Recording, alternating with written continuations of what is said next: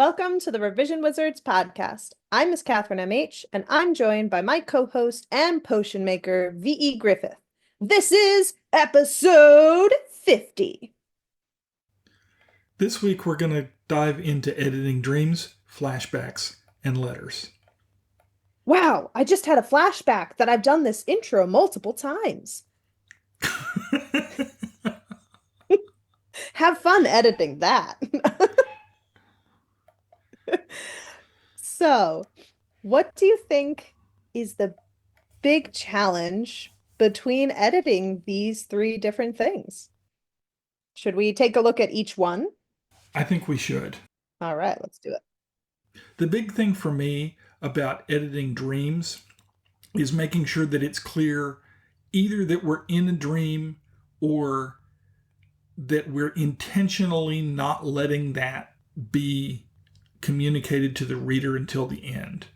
So if you're doing a dream and the reader knows that the viewpoint character has gone to sleep, that changes the way you're going to present the dream.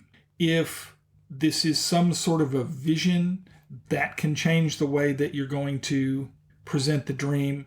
If you're only going to learn that it's a dream in retrospect, that changes the way you're going to present it. And so each of those editing challenges becomes a little different to make sure that you're conveying exactly the information you want to convey without conveying more. I think my biggest challenge with editing dreams is when you get into the scenario that the character doesn't realize that they're dreaming. Like if they're going back and forth between dream world and real world, that's fun, but difficult to make sure that you've got the correct amount of confusion. Correct amount of confusion is a good way to put it. So I think that that's where, because I mean, we as humans have those waking dreams where we're really not sure if we're awake or we're not. And I think that those are fun in books when done right. And they're hard to do right and they're hard to edit because you've got to really draw that line of this could be realistic. Because once you start throwing in things that aren't realistic, that's when you get, oh, this isn't a dream.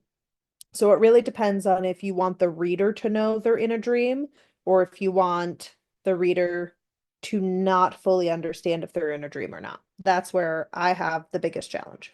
Well, physically on the page, what does a dream look like to you? Is it in italics? Is it underlined? How is it formatted? For me, if this is a dream that you want known that it's a dream, I love to italicize everything. I use it for multiple things.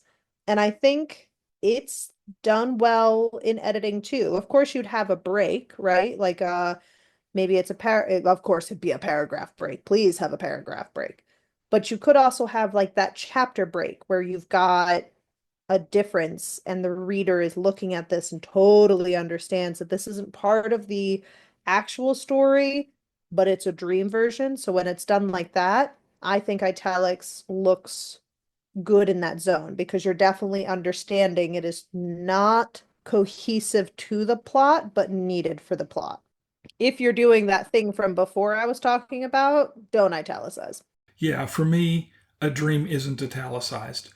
The way I do it, you italicize exactly one thing in the manuscript and you can pick what it is. If you're picking dreams as your italics, that's fine. But then that's a visual cue to the reader that something is different or something is off. And so you need to make sure that that is what you intend. If you're using italics for internal thought, which is what I usually use it for, then you're not going to be using it for your dream sequence. The important thing, though, is to make sure that, yes, you do have a chapter break or you have a scene break if you're using scene breaks like I do, to make sure that it's set off from your main body of text so that your reader can easily identify it. If you simply start in the middle of a paragraph, that's going to get confusing because you're going to have what amounts to a scene shift in the middle of a paragraph. You're going to have a setting shift or you're going to have some kind of cognitive dissonance that makes for a confusing read. So I always like to have those scene breaks, even if you're in a situation where your character falls asleep or gets bonked on the head, starts a dream, and they start in the same location. That way, even in retrospect, when I figure out that it's a dream and the character's been bonked on the head, that I can go back and look and say, oh, okay, this is where it started. Why do you think someone would include a dream in their book? Like editing wise, why would we want to do that? I have not been using dreams, I've been using visions, but they serve two functions. One is to provide backstory. So I'm dreaming about things that happened in the past, but I'm twisting the story such that the character who's having the dream is forced to make some kind of choice and take an active role in the dream. So we're not just watching what's happening, the character is actively participating. So I use it a lot for backstory. The other thing that I do is look for opportunities where I can flash forward and use them for essentially visions of the future.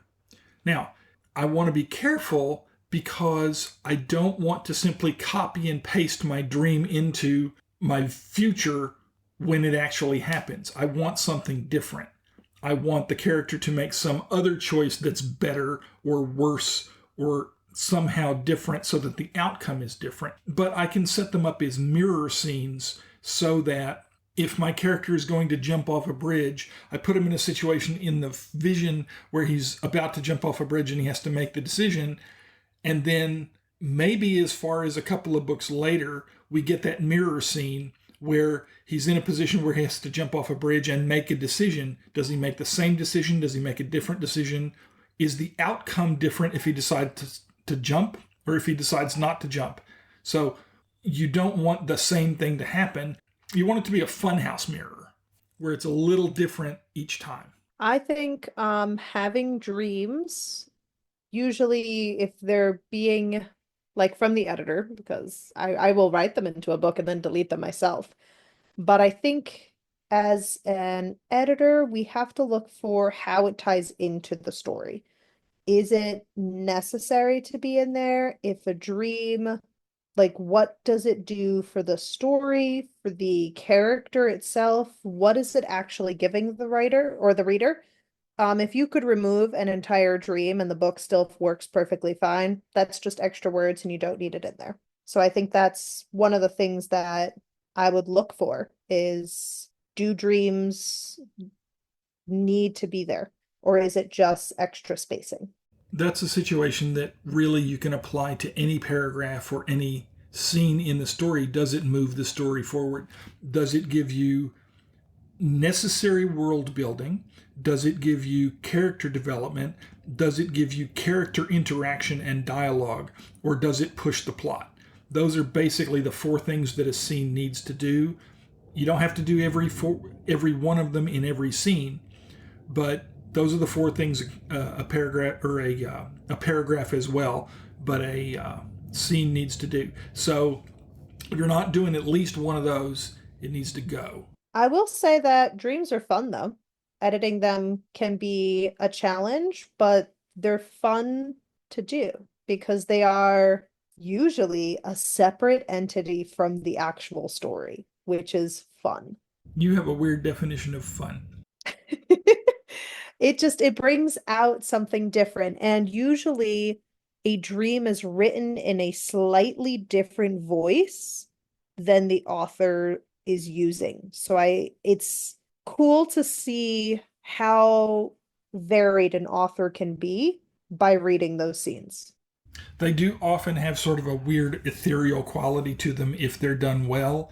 And so it does make sense that the author's voice would change, would modulate a little bit. Sometimes that's intentional to give a clue that not all is right in the universe when you're doing a dream or when you're doing a vision. But yeah, I think honestly they are interesting to edit and they are different to edit from your standard, moving from place to place or, having a conversation with another character. What do you think of flashbacks? Because sometimes flashbacks can be used as a dream, but I'm thinking of them as not dream sequences. So when they are done in the story itself when that flashback hits, not I've gone to sleep and I'm dreaming about my past. What do you think is the biggest challenge with that? The biggest challenge for me is making sure that the timeline fits. You want to make sure that if you're doing a flashback, either the reader knows that it's a flashback or the reader doesn't know that it's a flashback. And that's going to depend on what your goal for the scene is. But you don't want to make it wishy-washy. If you do that, your reader is going to have trouble getting your timeline straight in their head. So you can make it complicated like a Doctor Who episode if you want to, but or a Doctor Who season, let's say season 5 with River Song and the Doctor. If you've, and I'm sure some people listening have seen that, Yep. where River Song appears in the Doctor's life out of order. You want to make sure that it's clear that you're going out of order, or that at least that it's clear to you, and that at least at the end of the novel, you've resolved it such that when the reader thinks about what's happened, they can put events in logical order, and that you have done a flashback for a specific reason that pushes the story forward. Again, we're back to pushing the story forward, developing character interaction, or developing world building. So those are the big issues you run into. People sometimes put in flashbacks that don't need to be there simply for the exercise of having done them, but it winds up being confusing or unnecessary. And so you need to either pull them or rewrite them or move them such that they are actually in sequential order. I think one of the big challenges with a flashback is nailing the moment you go into the flashback and the moment you come back to the reality of where the story is. I think that's the hard challenge, is making sure that that flashback runs smoothly in whatever zone you are putting it in. If they are looking at something and they're flashing back to it, that transition has to be smooth and then has to smooth back into that reality again. It does need to be smooth, and you need to make sure that it is smooth, because otherwise you get a confused reader. And unless you're going for a confused reader, which in a mystery at the beginning of the novel you probably are, but at the end of the novel you're not. You don't want them to be confused. If you do leave them confused, you're going to have an unsatisfied reader, and they're not going to be able to articulate why, but that's going to be why. Yeah. And when we're thinking about the font or how this looks, most of the time, this is going to look normal because you are doing the flashback in those moments. If you are starting off with a flashback before something happens, then you're going to get into what we had talked about before with the dream sequence, where you're probably going to want that chapter break or however. Then you'll have that chapter break like we talked about before in the dream sequences, where you will have it be in italics possibly, or even just regular, and you're going to go through the flashback and then start whatever section of that story is. But most of the time, a flashback is going to be taking place in that moment. So the style of font and how it's all written out in your book isn't probably going to change very much. I would tend to agree. I I would always suggest that a flashback, unless you're unless you have some specific stylistic reason for doing it in italic, and again, it's the only thing you're doing in italics, that you put them into regular, Roman type. Um, Yeah. I feel like most of the time there's not a specific reason to use italics. Some of that is a stylistic decision, but as long as you're being consistent, it's fine. And again, when we are looking at flashbacks as editors, we're looking to make sure that it's pushing the book along, that those flashbacks are either foreshadowing something that is important for the reader, it's giving some insight to the reader, maybe it's giving The character themselves are learning something from that flashback, like it's starting to click in place what's going on around them. It has to make sense for the book to help move it forward. It does. Those are the big things, as always, moving the story forward, Mhm. building the characters' relationship. That and I don't find flashbacks fun. I would much prefer a dream sequence. What about you? I prefer flashbacks to dreams. I think that, Look at us being so opposite. as always, I feel like a flashback is an opportunity to not just set up a mirror scene like I was talking about earlier, but to set up an opportunity for character growth. Because I get to see in a flashback how was this character back then. I get to see later in a mirror scene how is this character now. So I get to see that growth arc. And that is necessary for a story. Readers read for character growth arcs most of the time. They don't read just for plot. So unless they're reading a plot heavy book like a Jack Reacher novel, most novels are going to have some kind of character growth arc. And if you don't, frequently your reader who is looking for them, again, will be unable to articulate why, but they're going to be unsatisfied if your character doesn't grow and change. And a flashback sequence is a way to show that growth and that change. I think we should move on to my favorite one, letters. I absolutely love letters in books. I don't know what it is. It is something really fun, but they can also be a challenge. And I think it's because the author has to, like, it's no longer your voice. When you are writing a letter, the author's voice kind of has to vanish and you are hearing the voice of whoever is writing that letter. So if your character talks a certain way, that letter is going to sound that way. It is no longer me talking how I want. I am now talking as the proper lady who is writing this letter to you, and it just must sound like it. So I find them challenging in the sense that if I've never met this character that the letter is coming from, I need to know what they sound like just by reading this letter. And that can go well or not, because if you then meet that character later on, it's got to match. So I think that's my big challenge when reading letters is that they have to match up correctly. They do, and they can become an interesting exercise in learning your character's voice because you have to get it right. You have to excise your narrator and include only your viewpoint character. The problem becomes one of, again, viewpoint and voice. So you just need to pay attention to that. If your character is always prim and proper, your letter is going to be prim and proper. If they can't write, your chances are you're not going to have a letter.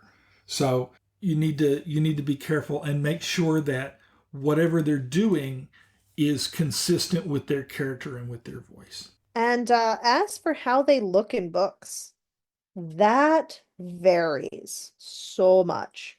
It is sometimes one of those things that people who, if you use italics for only one thing, will suddenly allow occasionally. You can see them in completely different fonts, as if they are something that's been handwritten from someone. I've seen them typed out like an email. I've seen all kinds where it's really sometimes dependent on the genre you're writing in. If you are writing with a lot of sci-fi, I've seen a lot of that digital texting style font. If you are writing romance letters back in the day, you're probably going to have a little bit of that cursive handwriting throughout.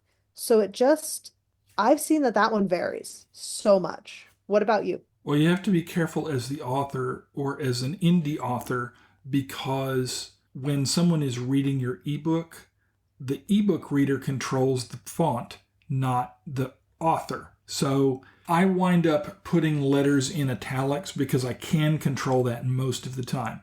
The way you get around the stricture of only putting one thing in italics is having the recipient of the letter read the letter.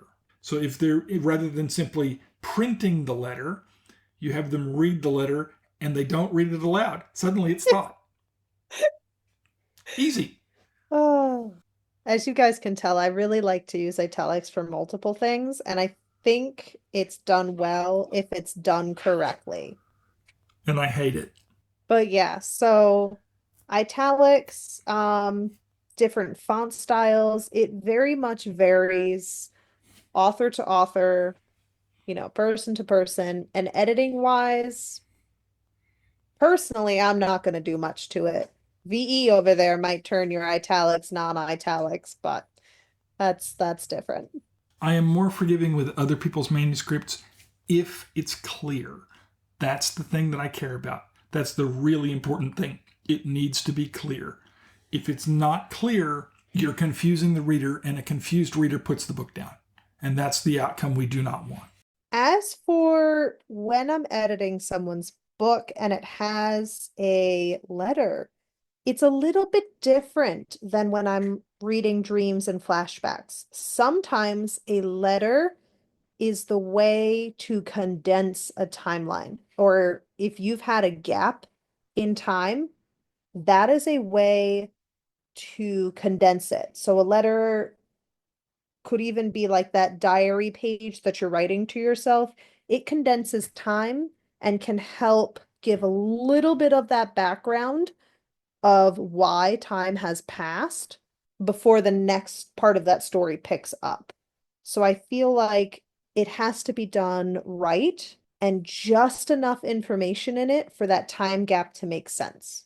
I tend to not go for filling time gaps unless absolutely necessary. The other way to approach that is, instead of doing a letter, you could do dialogue with another character. Well, what happened at that meeting? What happened when you were sitting on your couch talking to Aunt Mildred about how many kids you wanted to have? You could summarize in a conversation and make it an interaction between multiple characters. Or you could do a letter where you're recounting the conversation with Aunt Mildred to a third party and just summarizing it and making it go quick. On the other hand, if you're adding information to simply be adding information, you need to think about whether or not the information you're adding is actually necessary. If it's not necessary, chop chop. Yeah. Your letters can set up a story. It could help with timelines. It could be little clues in your story or just ways to help break it up, but it also needs to be in them for reasons. Like you're not just throwing a letter in because. And I personally find them absolutely fun. I love reading them. I love editing them. I find them a challenge to edit, but if the story requires them, the story requires them, and that's perfectly fine. You know what's funny is that when we were doing these, I was thinking about my space opera, and my space opera has hallucinations, which is a lot of fun to also work with and is very similar to writing dreams and flashbacks. It's super fun. Very difficult for me to go back and edit. So it'll be fun if I ever hand it to you and be like, now take a look at this. I'm looking forward to it. All right. So do we have anything else to add for our lovely dreams, flashback, and letter writers? I think that about covers it. All righties, everybody. Until next time, I guess. All right. So until next time. Stay magical. Bye. Thank you so much for joining us for today's episode. You can find every episode on your favorite podcast player and on YouTube. For transcripts, please visit our website at revisionwizards.com. They go live the same day as our episodes. If you'd like to reach out to us separately, you can find me at vegriffith.com and Miss Catherine at scribes-pen.com. Stay magical. Welcome to the Revision Wizards podcast. I'm Miss Catherine M.H, and I'm joined by my co-host. Okay. Redo. Let me get a drink. I looked at the word potion and I skipped too far ahead.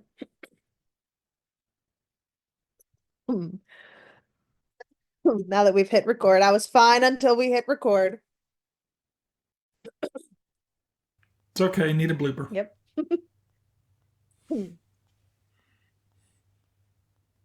Welcome to the Revision Wizards podcast. I'm Miss Catherine M.H. and You mispronounced revision. wow, buddy. Okay. Welcome to the Revision Wizards podcast. I'm Miss Catherine M.H. and I'm joined by my co-host and potion maker V.E. Griffith. This is episode 50. I can Valley Girl it for you. All right. We're going to have a long blooper reel today, aren't we? I mean, we could have kept that. That's fine. I did well.